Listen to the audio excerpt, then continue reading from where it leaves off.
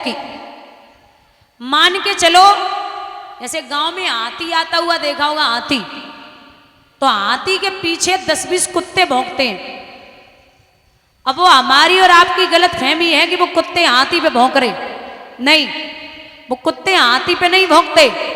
वो कुत्ते जो हैं वो हम और आप जो हाथी का पूजन कर रहे हो, माला डाल रहे, वो उन पे भौंकते और कहते कि हम रोज गांव में ही पहरा लगा रहे, हमें जो तो रोटी ना डाल रहे हो, जो एक दिन के लिए काओ जो तो माला और पूजा चल रही है।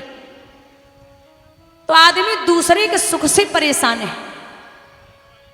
गांव में 100 घरों हो 100 और 100 घरों में लाइट न हो और एक कोई सौर ऊर्जा ले आए, एक बल्ब जला ले, तो वो 99 घर ये नहीं सोचते कि मैं भी कुछ मेहनत कर लूं, मेरे घर में भी लाइट आ जाएगी। लेकिन वो ये जरूर सोचते कि ऐसा कौन सा दिन होगा जिस दिन इसके घर की लाइट चली जाएगी। ये नियम है भैया। भगवान को कलंकित कर दिया तो भगवान अपना कलंक को छुटाने के लिए चले। क्या देखा?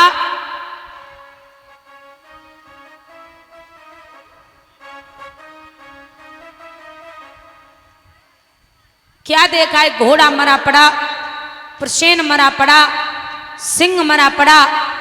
जामवंत की कुटिया के सामने पहुंचे, भगवान ने इशारा दिया कि हे जवानों,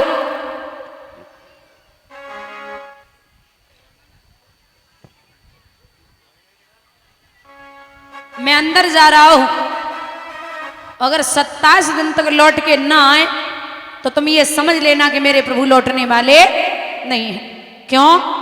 अंदर पहुंचे, अंदर था एक विशाल भवन,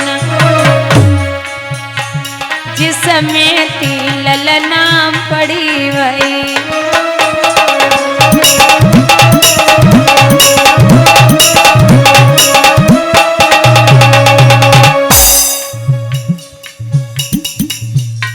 उस ललना के पलने में वो सुंदर मणि थी पड़ी हुई।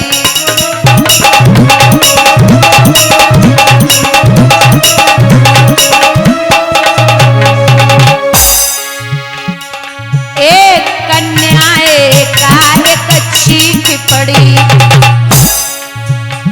कन्या की मां भी रोने लगी।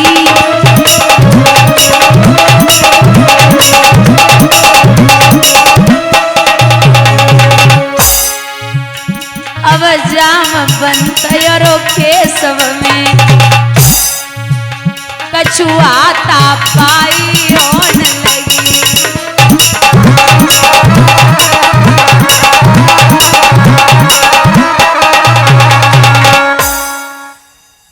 अंदर था एक विशाल भवन, जिसमें थी ललना पड़ी हुई।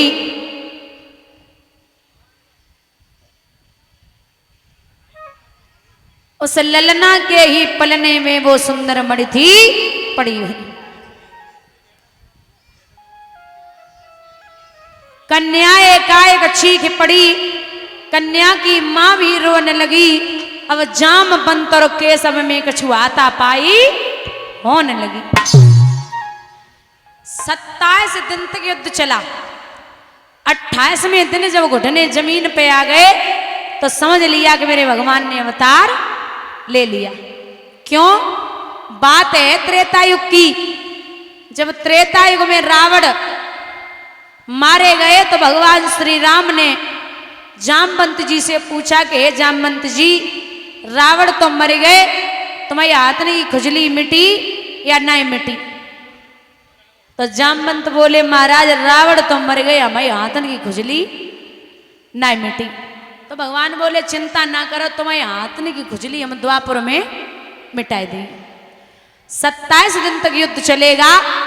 28वें दिन जब घुटने जमीन पे आ जाएं तो समझ लेना कि मेरे प्रभु ने अवतार ले लिया। जामवंत बोले अब हड्डी को सुरमा बनाए कहीं छोड़े और ना तब छोड़ दो, हमें पता है तुम आए गए, त्रेता युग वालो रूप दिखाओ। जामवंत बोले लो मड़ी ले जाओ, मड़ी वाली ले जाओ। अपनी बिटिया जामवंती को दिया तो भगवान जामवंती को लेके महलों में छोड़ा। वो मड़ी सत्राजित को वापस दी तो सत्राजित शर्म की वजह से घर से बाहर नहीं निकल रहा कि मैंने कृष्ण को कलंकित किया है। कुछ दिन बाद अपनी बेटी सत्यभामा की शादी भगवान कृष्ण के साथ में कर दी। मणि दे रहा था, भगवान ने मणि के लिए मना कर दिया।